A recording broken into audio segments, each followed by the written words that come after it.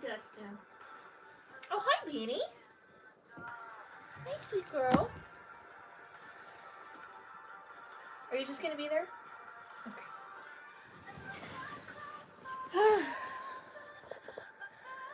Hi. How's everyone doing?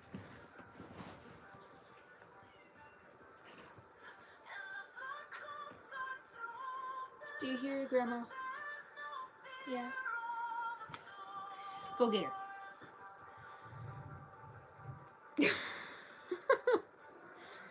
Hi, Dusty. How's everyone doing? How's everyone been? How's your weekend been? Hi, baby. Hi. Oh, you fell asleep in your water again.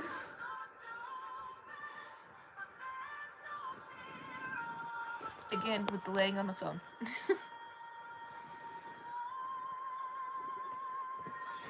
I love you so much. Mwah.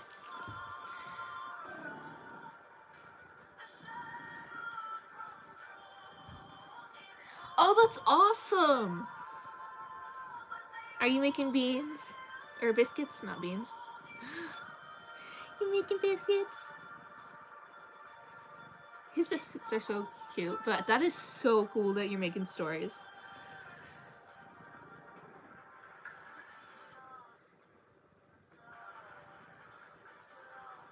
Oh.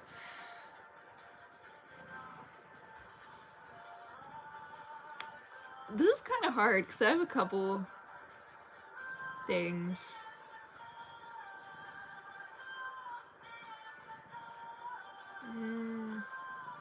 A mermaid. I'm gonna go with mermaid. Hi.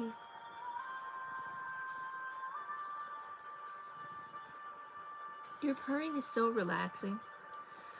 Literally, he's the reason I sleep now. Yeah, how's everyone's weekend been?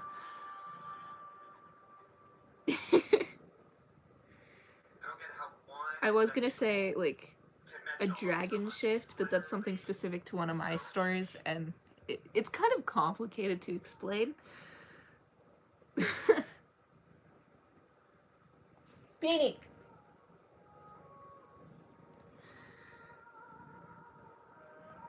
Oh, I'm sorry your weekend wasn't good. Hi. Your eyes are so cute. Yes. You're adorable. Whoops. That hurt.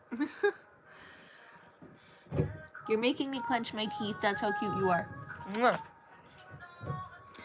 I think mayhaps we can get started. Oy. So, grab your Storykeeper's cup, grab a blanket, grab a stuffy if you have one, grab a pet, and snuggle up because it's story time. Mine was okay. Are you gonna be my little co-host for the night? Okay, well, we have a co-host tonight, I guess.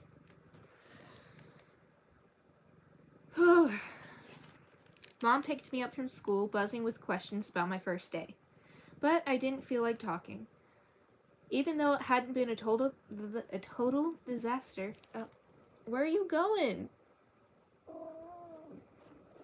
Oh, you're just shifting positions. Okay. I made one friend after all. Wyatt's cold rejection stung me more than I wanted to admit. He's just a weirdo, I told myself, remembering... We're gonna call her Marie, because I keep changing her name.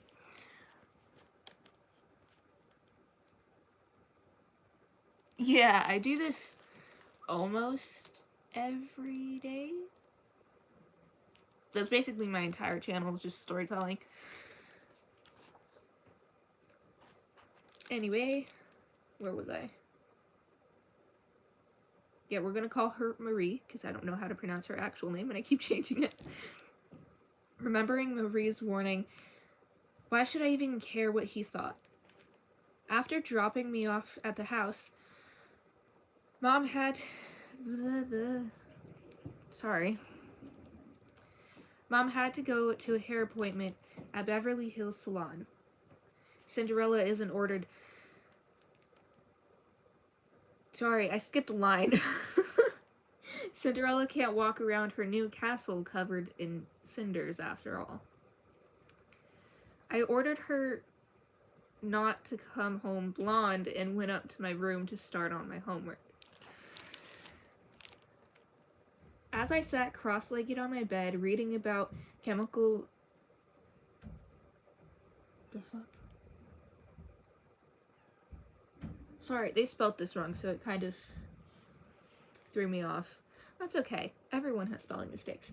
Reading about chemical reactions, my eyelids grew heavy, and the sticky tendrils of a headache slithered around my brain, threatening to take hold. So I shut the textbook and leaned over the side to slide it back in my bag. As I did, I noticed that there were not one but two spiral notebooks inside. The first one was green, crisply new. Mine, the second book, was red, its edges worn from use. Written on the front, a thick black marker, was, "Shepard, please call if you found 323-555-4334.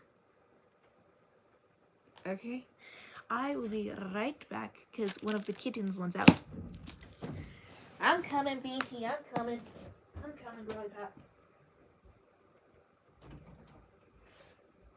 Go on, baby.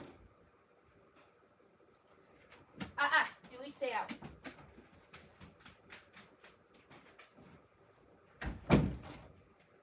You're okay, Dusty. The big scary dog's not coming in here, I promise. I know. Yeah. Stop with the camera, please. Thank you. Sorry. Anyway, let's get back to the story.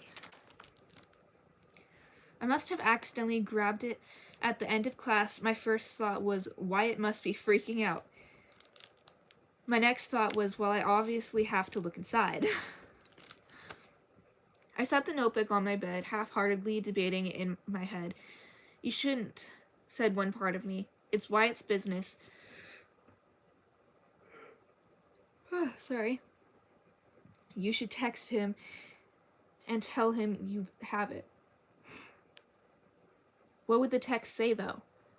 Hi, it's Willow, the girl whose head you bit off when I tried to be nice to you in chemistry. I know you already hate me, but you have to believe it was a total accident that I ended up kidnapping your precious notebook. Yeah, no. And then my inner debate basically died because I already opened it. Wyatt's handwriting was so tiny and precise, it looked like it had come from out of a printer. Oh, this font is actually kind of hard to read. Brianna Logan, 20 years old, taken May 17th, found May 21st. Faith Fernandez, 19 years old, taken June 9th, found June 13th. Oh, that's a pretty name. L'Oreal Giuliano, hopefully I said that correctly, 21 years old, taken October 31st, found November 5th. Tori Rosen, 18 years old, taken March 18th, found March 22nd. Where are you going? Okay, well, he's tired walking, I guess. Tired old man. This was the list of names I'd gotten a glimpse of in class. I blinked at the perfectly... Oh my god. At the perfectly formed letters, a chill spreading through my body. March 22nd. That was yesterday's date. These had to be the names...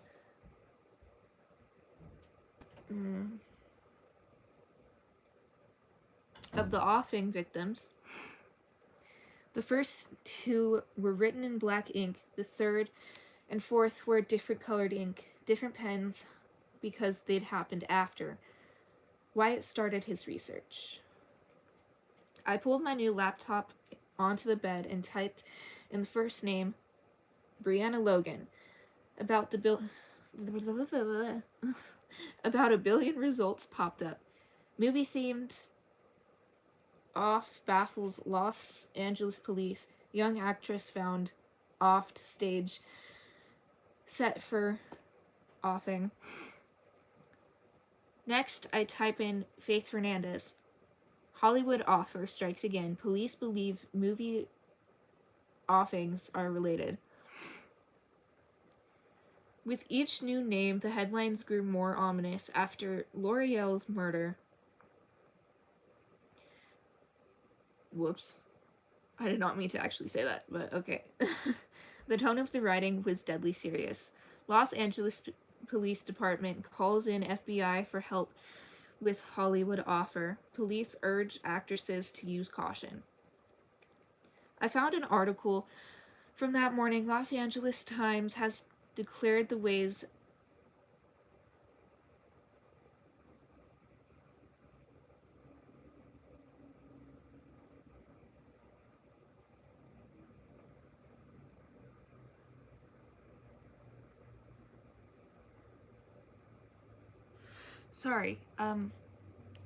anyway.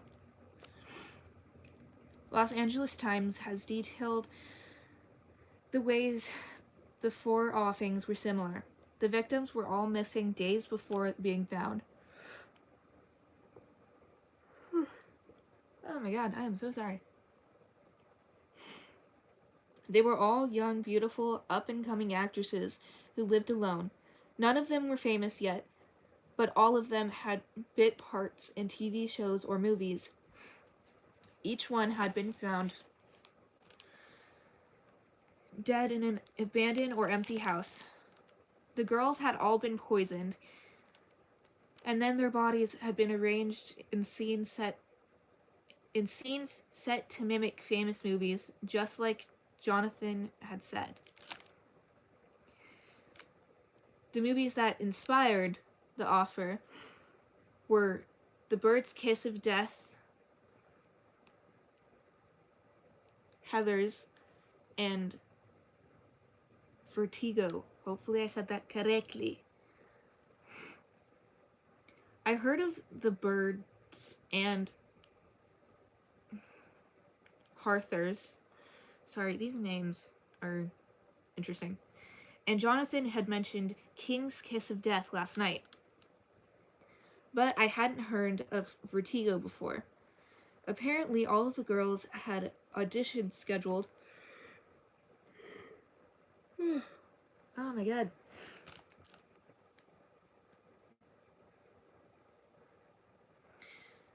For the days they disappeared. The problem was that none of their calendars contained any helpful leads, just references to the names of fake talent agencies the offer had made up, a different one for each girl. The police thought he must be using disposable cell phones. Oh. Again, it's been a while since I've read this, so I don't remember everything, but I'm kind of formulating a theory. And I want to know if you guys have the same theory. The girls' striking smiles shone from the pictures lined up alongside the article. As I looked at them, the temperature in my room seemed to drop 20 degrees. The reality of the offings hit home. The victims weren't much older than me. Intellectually, I knew I wasn't in danger, but still, it was just so creepy. I went back to Wyatt's notebook. Its pages contained details. Oh my god. Wake up, motherfucker. Jesus Christ. Sorry. Contained details, descriptions of the way the girls were found. Brianna sitting back against the door, covered in scratches, with fake birds staged around her.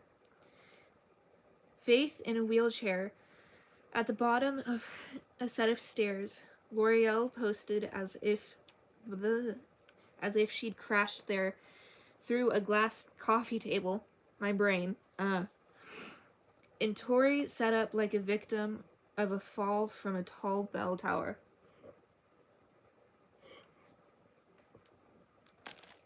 Oh my god. My brain is not wanting to wake up. Oh, damn, this is a longer chapter. Okay. The dead girls wore full costumes, wigs, and no makeup to look exactly like the characters from the films. The author took exquisite care to get every detail perfect. My god. White's notebook also contained the girls' addresses, their heights and weights, and clothing sizes. Oh my god. I'm so sorry I'm yawning so much.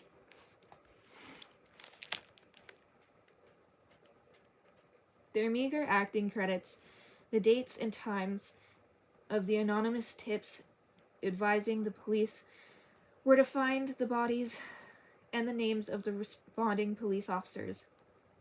It was more information than you could ever get just by reading news articles online. And yet, White somehow knew all of it. I sat back, my heart pounding and head throbbing. I shoved the notebook to the floor.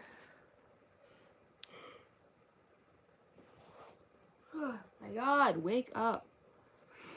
Sorry, my brain always shuts down when I do these. I didn't even want it in my room. It felt dirty. It belonged in a bonfire, a shredder. But I didn't dare destroy it, so I put it in my backpack and zipped it closed. Then I shut the backpack in my closet.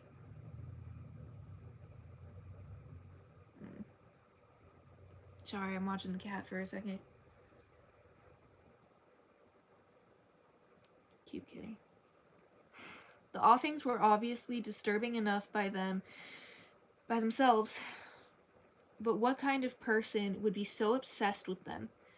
Who would take such detailed notes on the deaths and let thoughts of them consume his every spare minute? Oh, just my lab partner, that's all. A flash of light flickered in my peripheral vision. I've actually never seen that word spelled before, which is kind of odd. Especially since I'm a writer. I don't know. Okay, where was I? An empty ache grew in the pit of my stomach.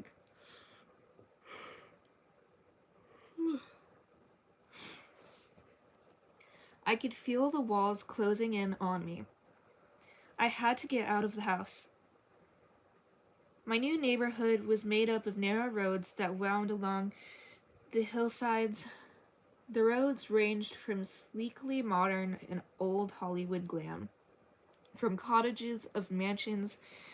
Some were perfectly kept up, like our house, and some were descending into rot and ruin, smothered by ivy and huge magenta flowering bushes. Give me a second. I need to drink some water. Hopefully it wakes me up. I promise you. I don't know what just fell. Are you fucking kidding me? Well, that's just lovely, Bean. Great. Just great. Hey, Dustin.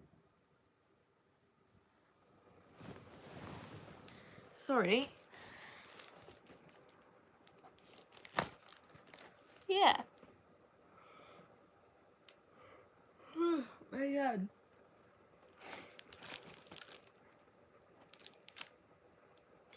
I stayed at the edge of the road where the asphalt met the curb and kept my head high to listen for oncoming cars. I don't know why my brain replaced that word. Thanks to the tall shrubs and blind corners, they seemed to sneak up on me at 50 miles an hour. By the time I completed the looping route that took me back to the house, I was panting from the uphill climb. My feet were aching and my flip-flops. That's a choice. And I was totally jumpy from almost being run over about 9 times. Hi, welcome in. But at least the walk served its purpose. It took my mind off the Hollywood killer and Wyatt's awful notebook.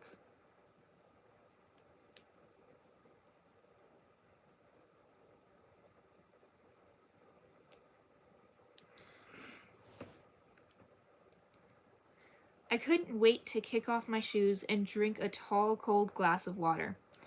I reached for the handle of the heavy wood gate and pulled, but the gate was locked. I didn't bother trying the call box,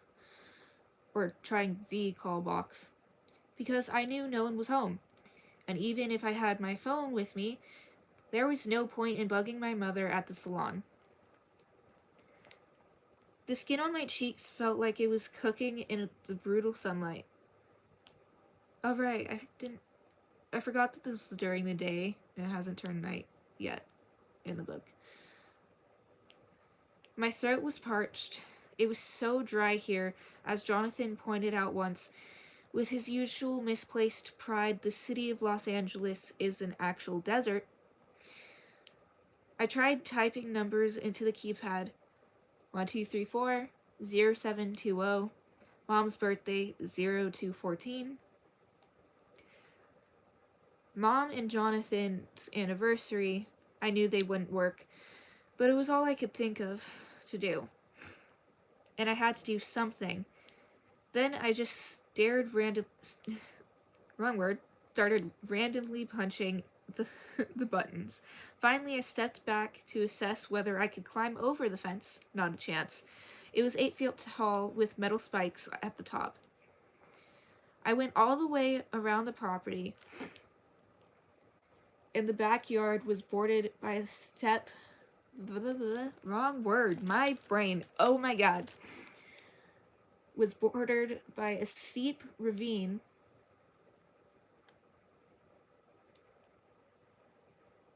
Sorry, I heard the cats in the living room.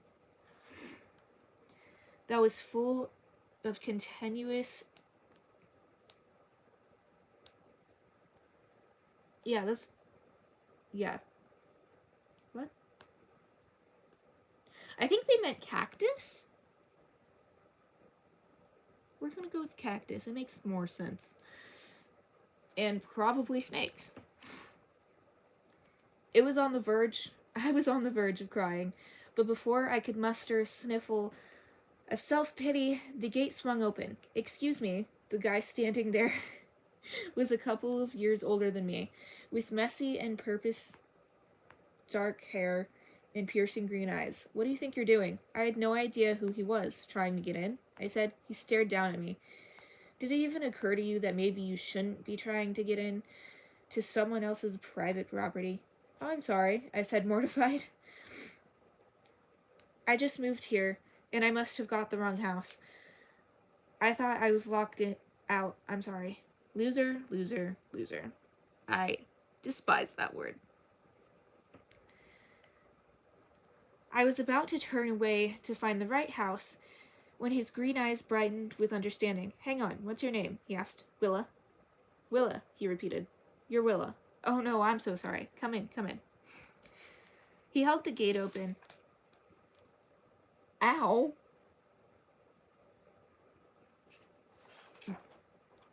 Sorry. Horrible feeling, but... He left the gate open and I hesitated, still unsure as who he was or what he was doing at the house. He gave me a friendly, slightly crooked smile. I'm Jonathan's assistant, Reed. This is Jonathan's assistant? I guess in Hollywood, even secretaries look like they can be on TV. I just got a call from the alarm company saying somebody was punching a bunch of random codes into the gate, Reed explained. How long have you been stuck out here? Heat and frustration were under my skin like a coating of dirt. Oh. Sorry, I hear one of the cats meowing for their dad. Hi, welcome in. Reed explained. What? Whoops, I went back up a paragraph. And I was a little afraid I'd burst out crying if I tried to talk. So I shrugged without making eye contact, and we walked in silence across the front yard. Come on. He opened the door, and clean, cool air came blowing out of the house. Let's get you some water. I followed him to the kitchen, where he filled a glass from a filter next to the sink. After a few gulps, I felt a little more stable. Brave enough to look at him again. Holy crab shakes. He was cute. That's a sentence. Your name is Reed, I said. I'm Willa, but you knew that. He gave me a little bow. Reed Thornton, at your service. The old Willa might have said something flirtatious, bold, and maybe it would have made me blush, but I would have done it, because I used to do things that were unknown and even a little scary, just for the thrill of it. Sorry, my leg's falling asleep. But not anymore. I didn't get thrilled about anything these days, not even being in the presence of someone as unbelievably handsome. Thanks, I said. Sorry for inconveniencing you. He shook his head, smiling. I'm an assistant. It's all part of the job. I tried to smile back, but I was pretty sure that my attempt came out as a weird grimace. So I drained the rest of my water glass and darted out of the kitchen. Back in my room, I got my book bag. My goddamn brain isn't working tonight, and it's annoying me. Out of the closet. Ugh, sorry, my goddamn leg. Vowing not to let some stupid, rude boy's stupid notebook scare me. I just sat down on the foot of my bed and pulled my chemistry book out again. Hopefully you can I can't English right now. Hopefully you guys can still hear me. Okay.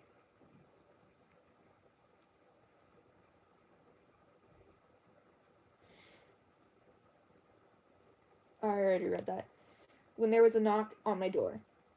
As I swung it open, I said, "You better not be blonde." "I'm not," Reed said. I gasped, then felt my cheeks grow warm. "Sorry, I thought you were my mother." "Yeah, I get that a lot," he grinned, and it felt like someone had opened a window and flooded the room with sunshine. "What's up?" I asked. He frowned slightly and scratched the back of his neck. "I thought I'd say goodbye because I'm leaving. Only it seems way weirder now than I imagined it." "Oh," I said. "That's because I make everything weird." He laughed. I thought I was the only one. I searched for something semi-intelligent to say. "Do you come to the house every day?" "No," he said. "Mostly I work at Jonathan's office at the studio. But sometimes there's random stuff he needs handling. So I come here." I nodded. "Are you going to be a director too?" He shrugged, his modest, crooked smile returning. "That's the dream." "Did you go to film school?" "Not yet. I'm taking a couple of years off before college to get experience and make some money. I figure working for Jonathan will get me into any film school I want." "Is he that big of a deal?" I thought back to how Mary had described the other Hollywood kids as if their parents were just industry elite, and how it was unspoken that I fit right in. "He's good at what he does," Reed said. "That's more important than being a big deal." I had seen a single Jonathan Walters movie, and I hadn't seen a single Jonathan Walters movie. True. God damn it, where was I? I hate when they make the paragraphs so close together because it's so much easier to lose your place.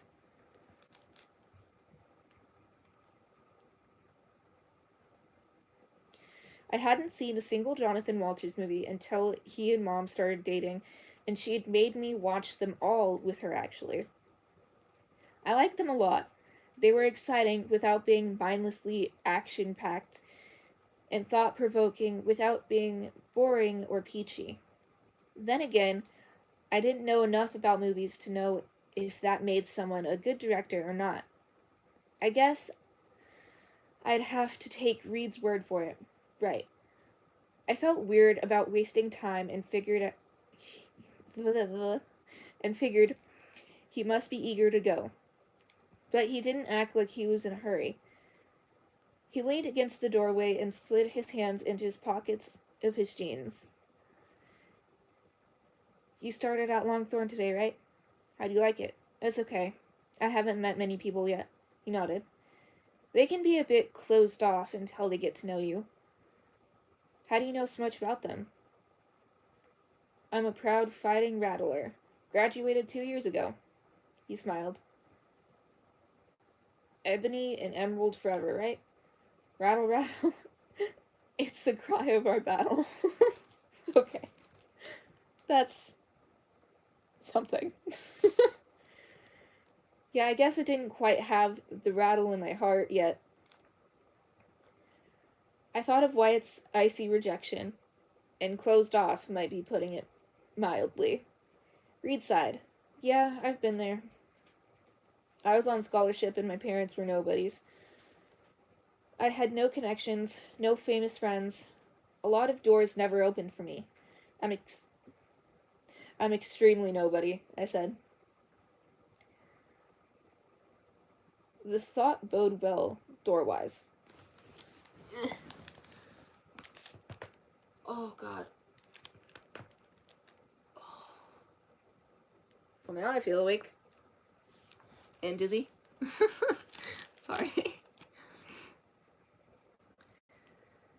No, it'll be different for you, he said.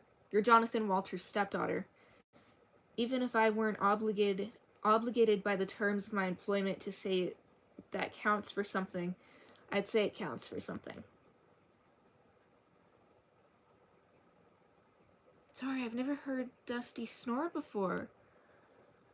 It's adorable. I love that cat so much. And you work for Jonathan, I shot back. So you're connected too. See how it all worked out? Reed laughed again. I felt a twinge of happiness realizing that I would make him laugh, or I could make him laugh. Sorry, I skipped a line. I wanted him to like me, not necessarily like me, but to want to be my friend. Being in his presence was like being on a walk of peace being on a walk in a peaceful forest. The longer it went, the calmer and more grounded I felt. He gestured to the floor next to my bed. Gucci isn't your style, is it? He noticed the backpack. If you don't have anything nice to say, don't say anything at all. I smiled. The sunlight danced in Reed's eyes. It's okay. I'm the one who picked it out. Now that I know you, I would have picked something completely different. I just figured East Coast. Probably uptight. I was wrong, obviously. I thought of Reed buying a gift for me, even if it wasn't technically from him, sent a tiny electric charge through my body instantly. I liked the bag about 5 times more. It's alright, I said, picking it up. It's growing on me. The zipper's, like, unbelievable. You're a good sport. Reed glanced out into the hall. Well, I guess I should get going. Was I crazy, or did he actually sound a little reluctant to leave? Trying not to smile too brightly, I stood up to say goodbye. Just as I got to my feet, I felt a tremendous head rush. A blinding white light flashed in front of my eyes. What the fuck? Oh. And that, my beautiful raindrops, is the end of chapter 5. We had a few hiccups, but that's okay. We sometimes do. I think a fly just flew into my fan. I absolutely love reading to this to you guys. I almost said that backwards. I have a theory forming, as again, it has been a long while since I've read this. But please do tell me your thoughts and theories in the comments. I'm always in those comments, and I love hearing your thoughts and theories. But until then, good morning, good afternoon, and good night, my beautiful raindrops. Stay spooky, stay weird, stay dreaming, and don't let the mad cats bite. Oh, and I'll be back tomorrow.